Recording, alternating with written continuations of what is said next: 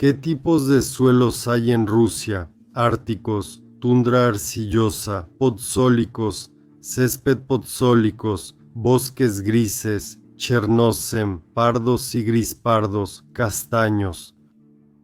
Veamos algunos de ellos. Según fuentes oficiales, los suelos podzólicos son suelos típicos de los bosques de coníferas o boreales del norte. Estos suelos se forman en regiones frías con un buen régimen de lavado. El término podzol fue establecido en la ciencia por Dokuchayev, quien estudió estos suelos desde 1875. Proviene del léxico popular de la provincia de Smolensk y de la experiencia común de los campesinos, donde el primer arado de tierra virgen revela una capa de suelo similar a la ceniza. Según las ideas actuales, la formación de suelos podzólicos se relaciona con estas condiciones biogeoquímicas. La hojarasca vegetal es pobre en nitrógeno y minerales. Bajas temperaturas y un régimen hídrico de lavado, lentitud en la actividad microbiana y predominio de la descomposición ácida fúngica, así como la conservación de la hojarasca forestal en forma de mantillo. Según el grosor de la parte iluvial del perfil, los suelos podzólicos se dividen desde unos pocos hasta varias decenas de centímetros. El siguiente tipo son suelos de césped podzólicos. El subtipo podzólico tiene entre 3 y 7% de humus. Entre los suelos podzólicos, los más fértiles están distribuidos en el sur de la zona forestal de las llanuras de Europa Oriental y Siberia Occidental de tipo césped.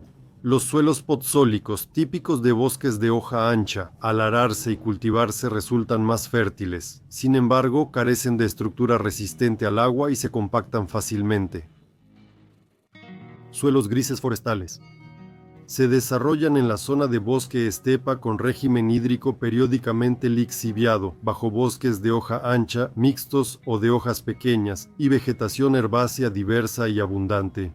Y aquí pongan atención. Debemos recordar y comprender que, según datos científicos, 1 centímetro de suelo se forma en la naturaleza en 250 a 300 años y 20 centímetros tardan de 5 a 6.000 años. Los suelos grises de bosque se distribuyen ampliamente en la zona templada del hemisferio norte.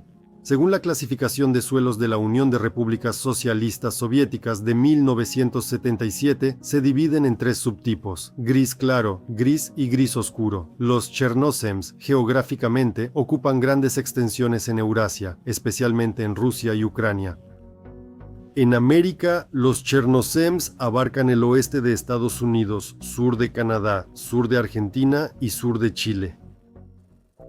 Mikhail Lomonosov, en su obra geológica de 1763, definió los suelos como la capa superior de la Tierra. Introdujo el término chernozem en la ciencia, aplicándolo tanto a tierras cultivadas como a las de la estepa. Él negaba su origen primigenio y mostró que su formación y acumulación provenían de la descomposición de restos vegetales y animales. Peter Pallas propuso que los chernozems se formaron en antiguos pantanos costeros de juncos, y Roderick Murchison defendió la hipótesis marina, sugiriendo que surgieron de la erosión de arcillas negras del Jurásico. En 1889, un monolito de chernozem se exhibió como expositor especial en la Exposición Universal de París. Así que la ciencia del suelo es el resultado del enorme trabajo de muchos científicos de diferentes épocas y está relacionada con el valor increíble de esa capa de la Tierra que da vida en el planeta. Sin duda, el suelo se forma como resultado de la descomposición de las plantas que crecen sobre él. Se produce una saturación de humus, convirtiendo sucesivamente el dióxido de carbono en formas de carbono de las plantas y luego, bajo la acción de bacterias y hongos, en humus del suelo. La formación de los suelos está clara, sin embargo, su desarrollo es realmente problemático. A la vez, todos los científicos ignoran estas inconsistencias flagrantes. Aquí hay algunas observaciones. Bosque de pinos cerca de Armashevo, distrito de Alapaevsk, región de Sverdlovsk. El lugar de estudio está a 4 kilómetros del río Resh y a más de 20 metros sobre la orilla. La orilla es escarpada y no hay llanura de inundación.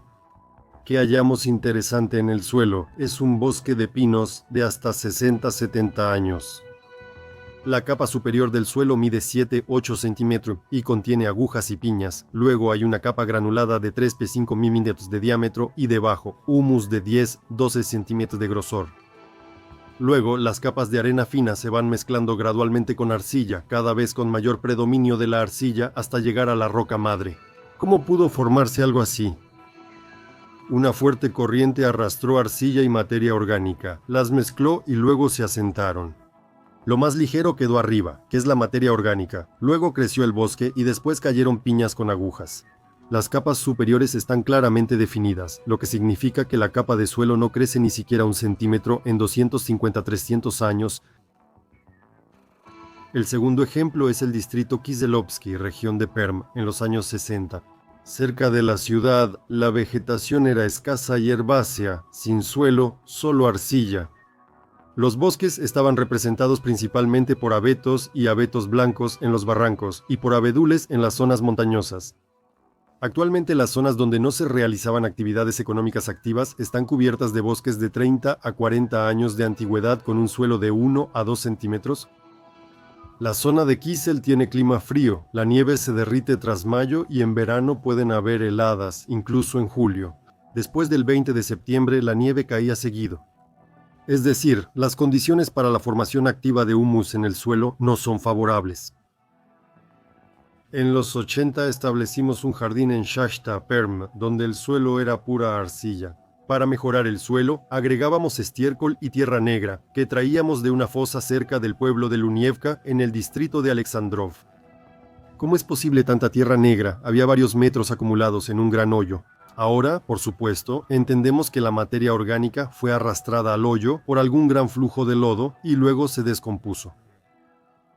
Continuará. Este es el año 2018.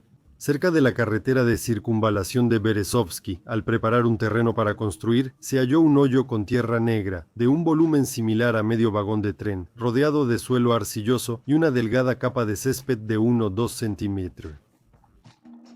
Las personas que se dedican a la agricultura y la ganadería pueden dar infinitos ejemplos como este en todo el hemisferio norte y más allá. Estos ejemplos muestran que en la formación de los suelos intervinieron inundaciones, no las bíblicas de hace 13.500 años, sino las de los siglos XVII y principios del XIX. Estas inundaciones, según el tipo de suelo, no fueron rápidas, sino que sucedieron en varias etapas y con distintos orígenes. Tsunamis planetarios, el colapso de la cúpula de vapor de agua y la salida de fuentes subterráneas a la superficie. Si no hubiera sido así, no tendríamos la arquitectura de siglos pasados, no quedarían casas de piedra con los primeros pisos inundados, todo simplemente habría sido arrasado y mezclado. Pero tenemos en enormes territorios depósitos de arcilla, arena y tierra negra fértil.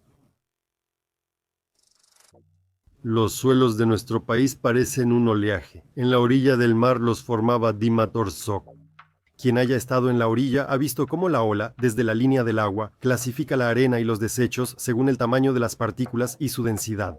Todo es por capas. Así se formaron nuestros suelos tras la catástrofe planetaria Dobro.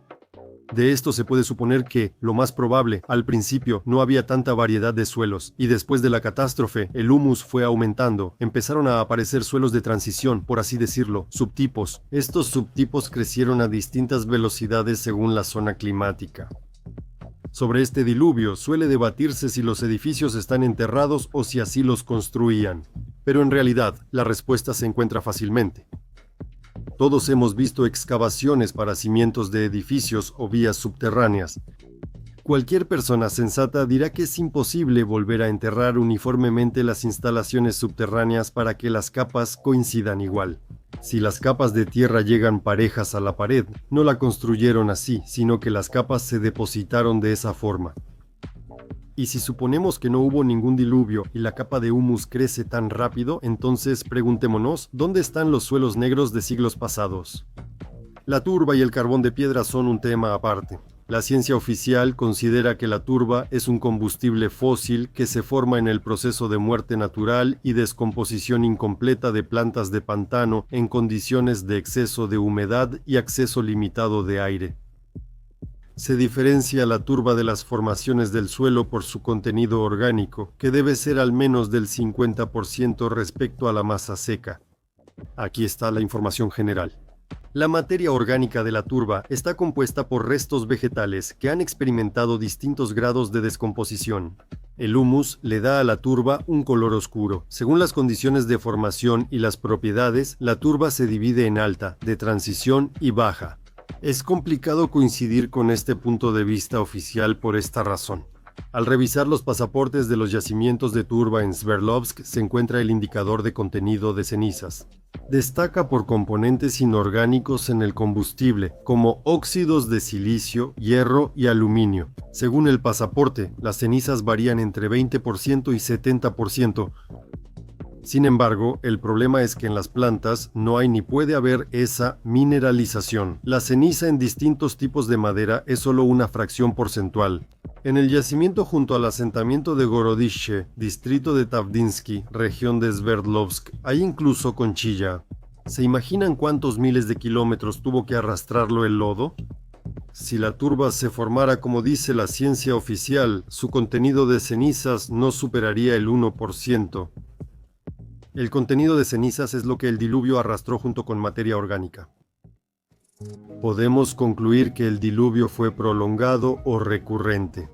La materia orgánica de ciertas zonas era arrastrada a tierras bajas, donde se depositaba y formaba yacimientos de turba. Las formas ligeras generaban los primeros suelos negros fértiles.